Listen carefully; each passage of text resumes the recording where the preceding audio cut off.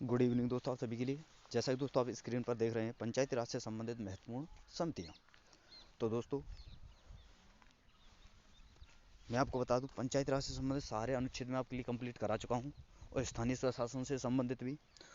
अब हैं दोस्तों आपकी समितियां, जो कि आपकी कॉन्स्टिट्यूशन से लास्ट चैप्टर है दोस्तों ये, और इसका लास्ट पार्ट भी है ये। पंचायत समितियाँ, जो पंचायत राज के लिए जो समितियाँ बनाई गई थी, उनका मैं आपको अध्ययन कराऊंगा दोस्तों, उनमें मैं आपके लिए बताऊंगा डिटेल वाइज।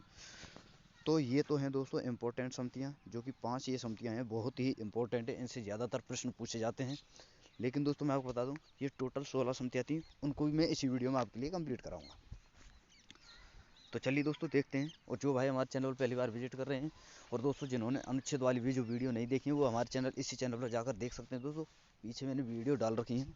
और जो दोस्त हमारे चैनल पर पहली बार विजिट कर रहे हैं दोस्तों, उनसे आपको रिक्वेस्ट, हमारी रिक्वेस्ट है दोस्तों, कुछ चैनल को सब्सक्राइब करके साथ में वाला बेल आइकन जरूर दबाएं, ताकि दोस्तों हमारे आने वाली हर वीडियो का नोटिफिकेशन सबसे पहले आपके पास पहुंच सके। तो चलिए दोस्तों शुरू करते हैं। और ये समितियाँ आप देख ही चुके हैं दोस्तों, कि बलवंत राय मेहता समिति, अशोक मेहता समिति, जीवी के राव समिति, एम एल एम सिंघवी समिति और तुंगन समिति। तो इन्हीं को हम डिटेल में पढ़ेंगे, और भी समितियाँ उन्होंने भी पढ़ेंगे दोस्तों। तो चलिए दोस्तों देखते हैं। पार्ट 2 है। तो दोस्तों इस पार्ट में देखेंगे हम, पार्ट 2 में बलवंत राय मेहता समिति। तो दोस्तों चलिए देखते हैं। जनवरी 1957 भारत सरकार के सामुदायिक विकास कार्यक्रम तथा राष्ट्रीय विस्तार द्वारा किए गए कार्यों के सुझाव के लिए इस समिति का गठन किया गया तथा इस समिति के अध्यक्ष बलवंत राय मेहता जी को बनाया गया। तो दोस्तों बलवंत राय मेहता समिति का गठन कब किया गया? जनवरी 1957 में। यह प्रश्न पूछा जाएगा। और किसकी अध्यक्ष, और इसके अध्यक्ष कौन थे? बलवंत राय मेहता जी। तो दोस्तों आगे देखते हैं। समिति ने नवंबर 1957 में अपनी रिपोर्ट सौंपी और लोकतांत्रिक विकेंद्रीकरण योजना की सिफारिश की। तो दोस्तों यह भी प्रश्न पूछा जाता है कि लोकतांत्रिक विकेंद्रीकरण योजना की सिफारिश किसने की? तो दोस्तों बलवंत राय मेहता समिति ने, जिसे अंतिम रूप से पंचायती राज का रूप जाना गया। तो दोस्तों बलवंत राय मेहता समिति ने त्रिस्तरीय पंचायती राज की व्यवस्था की थी, जो दोस्तों इस प्रकार है। ग्राम स्तर पर ग्राम पंचायत, मंडल स्तर पर दोस्तों, खंड स्तर पर दोस्तों पंचायत समिति, और जिला स्तर पर जिला परिषद। तो इसी प्रकार दोस्तों अगली समिति है अशोक मेहता समिति। ये भी इंपॉर्टेंट है दोस्तों। दिसंबर 1977 में जनता पार्टी की सरकार ने अशोक मेहता समिति की अध्यक्षता में एक समिति की स्थापना की, जिसे अशोक मेहता समिति के नाम से जाना गया। तो दोस्तों आपसे प्रश्न पूछा जाएगा, अशोक मेहता समिति की स्थापना कब की गई? तो दिसंबर 1977 में। किस सरकार के द्वारा?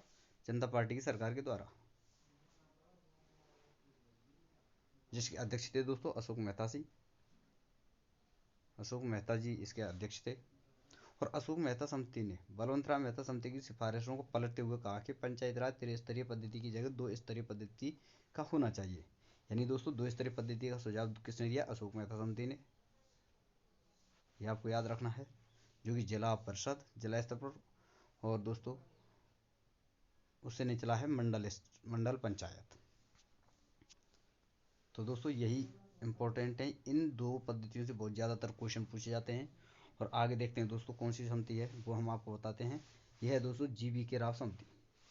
तो दोस्तों इस समिति में क्या दिया गया है, यहाँ से प्रश्न, क्योंकि दोस्तों ये 6 जो समितियाँ हैं वो इंपॉर्टेंट समितियाँ हैं, जो 5 मैंने बताई थी शुरुआत में, यहीं से ज़्यादातर प्रश्न पूछे जाते हैं। तो दोस्तों चलिए देखते हैं। जीवी के राव समिति, तो ग्रामीण विकास एवं गरीब उन्मूलन कार्य की समीक्षा करने के लिए योजना आयोग द्वारा जीवी के राव की अध्यक्षता में 1985 में एक समिति का गठन किया गया। यानी दोस्तों जीवी के राव समिति का गठन कब किया गया? 1985 में। तो दोस्तों यहाँ से प्रश्न बनता है सीधा, ग्रामीण विकास एवं गरीबी उन्मूलन कार्यक्रम की समीक्षा के लिए किस समिति का गठन किया गया? तो दोस्तों जीवी के राव समिति का। तथा इस समिति ने कहा कि जिला परिषद को लोकतांत्रिक विकेंद्रीकरण के रूप में महत्वपूर्ण स्थान दिया जाना चाहिए। तथा यह कहा गया कि नियोजन और विकास की उचित इकाई जिला है। यानी दोस्तों आपसे प्रश्न पूछा जाएगा, ग्रामीण विकास एवं गरीब उन्मूलन कार्यक्रम की समीक्षा के लिए किस समिति का गठन किया गया? तो जीवी के राव समिति। तथा यह भी प्रश्न पूछा जा सकता है कि किस समिति ने कहा कि जिला परिषद को लोकतांत्रिक विकेंद्रीकरण में महत्वपूर्ण स्थान दिया जाना चाहिए? तो दोस्तों GV राव समिति। अब है दोस्तों आगे देखते हैं इसी समिति में, तथा जिला परिषद को कार्यक्रम के प्रबंधन के लिए महत्वपूर्ण निकाय बनाया जाना चाहिए। यह भी GV राव समिति ने ही कहा था, तथा इस समिति ने भी 2 स्तरीय पद्धति पर जोर दिया। तो ये बहुत इंपॉर्टेंट है दोस्तों। और एक ये पॉइंट और एक ये पॉइंट, यहाँ पर 2 स्तरीय पद्धति और एक ही ग्रामीण विकास एवं गरीबी उन्मूलन कार्यक्रम की समीक्षा के लिए योजना बनाने का प्रस्ताव किसने पारित किया? GV राव समिति ने। अब देखते हैं दोस्तों अगला पार्ट है पार्ट 5, ये है LM सिंघवी समिति।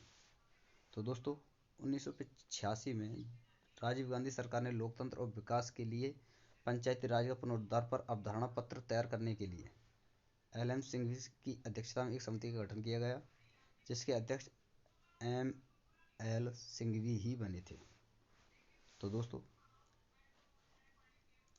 LM सिंघवी समिति का जो गठन किया गया था 1986 में किया गया था, और वो दोस्तों किया गया कांग्रेस सरकार के टाइम पर, राजीव गांधी सरकार ने। तो उस समय कौन PM थे हमारे देश के? राजीव गांधी, जिन्होंने लोकतंत्र एवं विकास के लिए पंचायती राज के पुनरुद्धार पर अवधारणा पत्र तैयार करने के लिए सिंघवी की अध्यक्षता में, यानी दोस्तों पंचायती राज के पुनरुद्धार के लिए LM सिंघवी समिति ने कार्य किया, जो कि राजीव गांधी की अध्यक्षता में किया। यानी दोस्तों राजीव गांधी की सरकार उस समय थी, और 1986 में LM सिंघवी समिति का गठन किया गया। यह आपको याद रखना है। यहाँ से आपके 2 पॉइंट बनते हैं। और LM सिंघवी जी समिति ने पंचायती राज के नियमित, स्वतंत्र और निष्पक्ष चुनाव कराने की सलाह दी, जो कि संवैधानिक थी। यानी दोस्तों LM सिंघवी ने यह भी विचार दिया कि पंचायती राज के चुनाव में स्वतंत्र और निष्पक्ष रूप से कराए जाएं। तो इसकी सलाह किसने दी? LM सिंघवी समिति ने। और दोस्तों यहाँ से एक और पॉइंट है जो कि इंपॉर्टेंट है, वही मैं लेकर आया हूँ। गाँव के समूह के लिए न्याय पंचायत की व्यवस्था की जाए, यानी गाँव के समूह के लिए न्याय पंचायत की व्यवस्था की जाए, इसका प्रावधान किस समिति ने दिया? LM सिंघवी समिति ने।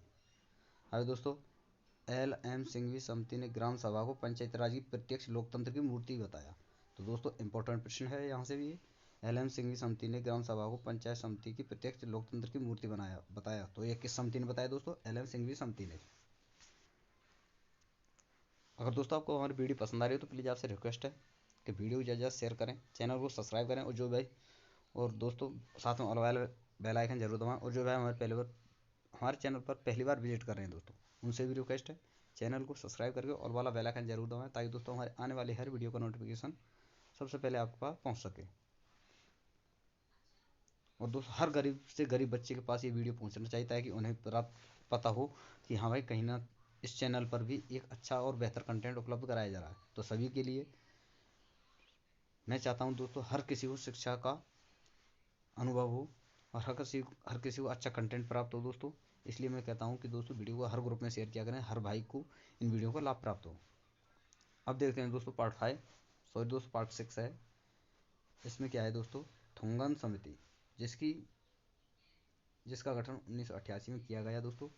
तो थुंगन समिति का गठन कब किया? 1988 में। तो 1988 में संसद की एक सलाहकार समिति के रूप में भी थुंगन समिति के PK थुंगन की अध्यक्षता में राजनीतिक और प्रशासनिक जांच के लिए इस समिति का गठन किया गया, यानी संकलन किया गया।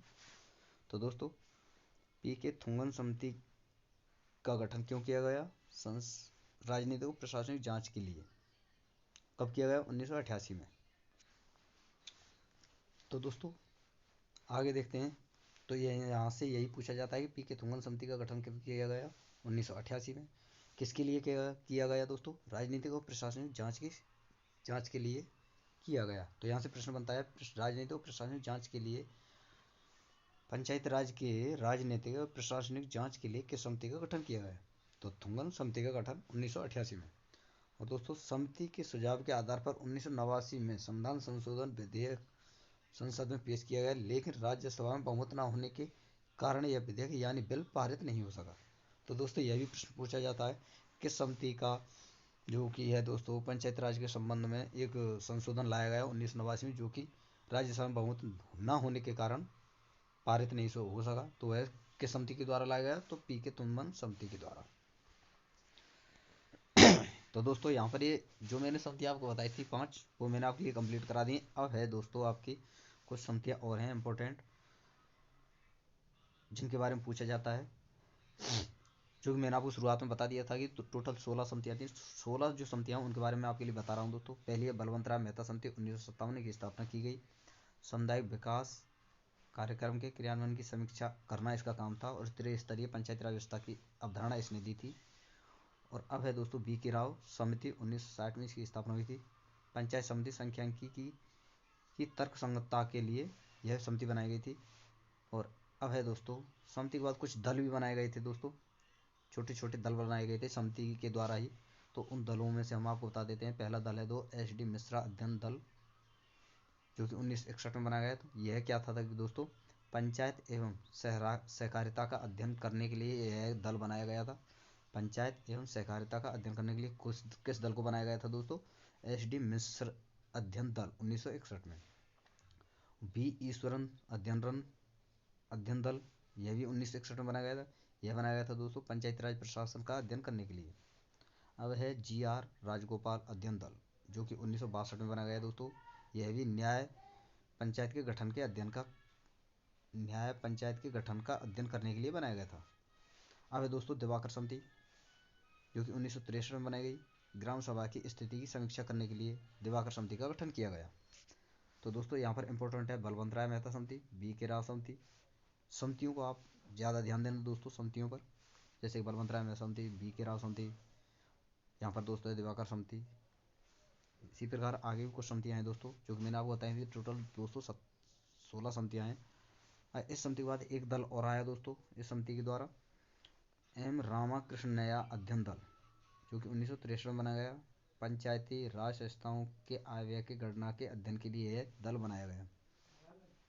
अब दोस्तों के संथानम समिति, जो कि 1963 में बनाई गई। पंचायती राज संस्थाओं को वित्तीय प्रावधान एवं स्थिति की समीक्षा के लिए वित्तीय प्रावधान के लिए किस समिति का गठन किया गया दोस्तों? के संथानम समिति। यहाँ से प्रश्न पूछे जाते हैं दोस्तों, ये सारे, इसलिए मैं सारे इन समितियों को लेकर आया हूँ। तो दोस्तों सभी समितियों को अच्छी तरह से देखें, बार बार वीडियो वॉच करें दोस्तों, पूरा वॉच किया करें। फिर दोबारा से के संथानम समिति बनाई गई 1965 में। तो यह कब बनाई, ये किस लिए बनाई गई दोस्तों? पंचायती राज संस्थाओं के निर्वाचन की रूपरेखा के संबंध में, यह रूपरेखा के संबंधी अध्ययन के लिए दोस्तों के संथानम समिति बनाई गई थी 1965 में। और जो 1963 वाली थी वह थी दोस्तों पंचायती राज के वित्तीय प्रावधान के लिए। और 1965 में जो के संथानम समिति थी वह थी दोस्तों निर्वाचन संबंधी रूपरेखा के अध्ययन के लिए। आगे दोस्तों आर के खन्ना अध्ययन दल, यह 1965 में बनाया गया था। तो यह किस लिए बनाया गया दोस्तों? पंचायती राज संस्थाओं के लेखा और अंकेक्षण के लिए।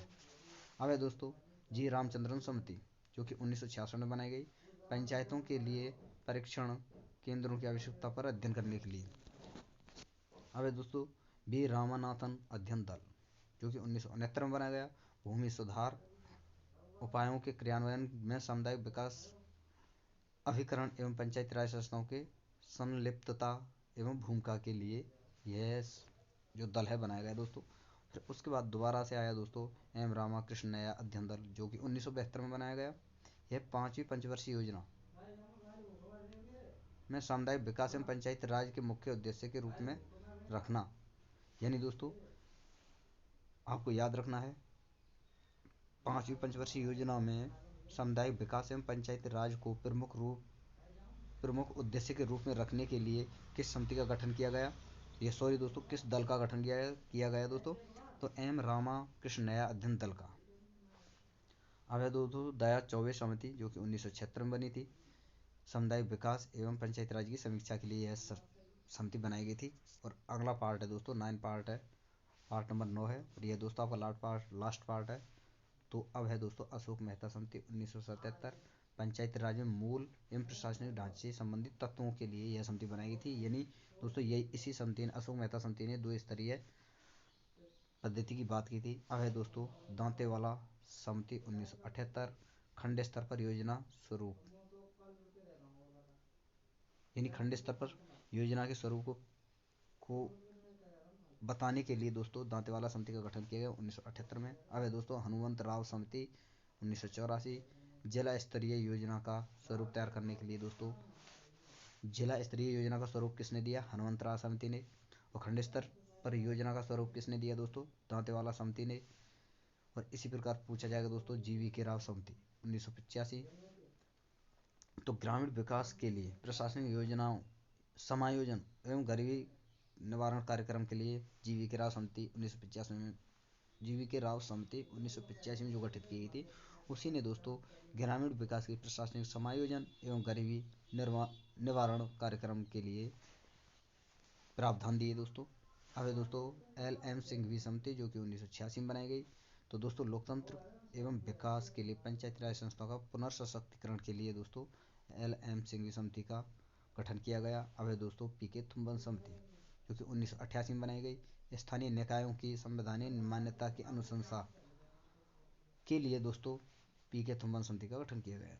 तो दोस्तों यहाँ पर मैंने ये सारी समितियाँ आपके लिए करा दी हैं। तो दोस्तों अगर जिनको भी ये समितियाँ समझ नहीं आई हो दोस्तों, तो वीडियो को दोस्तों बार बार रिवाइज करें, बार बार देखें। और दोस्तों इन्हीं से ज़्यादातर प्रश्न पूछे भी जाते हैं। ज़्यादातर आप अशोक मेहता समिति, बलवंत राय मेहता समिति, और जो कि मैंने शुरुआत में जो समितियाँ कराई हैं इंपॉर्टेंट, वो सारी समितियाँ देखनी है। हालांकि इनसे प्रश्न पूछे जाते हैं दोस्तों, जैसे कि हनुमंत राव समिति से प्रश्न पूछा गया था ग्रुप डी में कि हनुमंत राव समिति जिला स्तरीय योजना का स्वरूप किसने दिया, तो हनुमंत राव समिति ने। और दोस्तों मैं आपको बता दूं, यहाँ से यह प्रश्न भी पूछा गया कि कहाँ है दोस्तों, मैं आपको बताऊं अभी, ये रहा दोस्तों के संथानम समिति जो 1963 में बनाई गई थी। इससे भी प्रश्न पूछा गया था कि पंचायत राज संस्थाओं को वित्तीय प्रावधान एवं स्थिति समीक्षा के लिए कौन सी समिति बनाई गई थी, के संथानम समिति।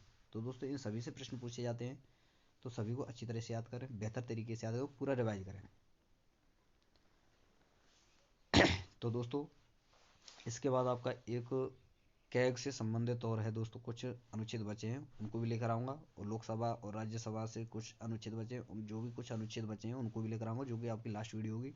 उसके बाद दोस्तों आपकी जियोग्राफी स्टार्ट होगी। तो थैंक यू दोस्तों, यहाँ पर हमारी ये वीडियो समाप्त होती है। फिर मिलते हैं नई वीडियो के साथ। धन्यवाद।